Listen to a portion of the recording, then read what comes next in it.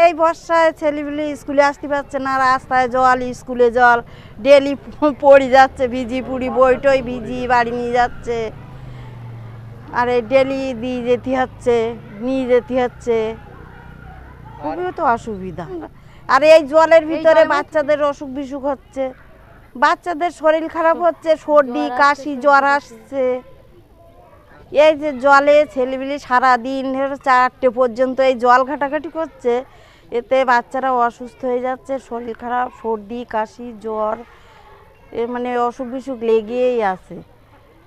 প্রতি বছরই তো ওই বর্ষার সময় এই সময় প্রতি বছরই এইরকম অবস্থা।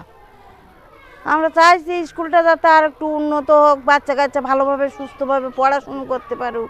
স্কুলে ছাদ দিয়েও জল পড়ে, বাচ্চাদের পর্যাপ্ত পরিমাণে বেঞ্চ নেই, তারপরে কোনো স্কুলে কোনো যাতায়াতের পথ সত্য কাদা, পায়খানা বাথরুম পেছনে একটা করেছে আগে মানে এই জল উঠতো বলে এই হাল শেষ করে করেছে একটা পায়খানা বাথরুম ভালো করে।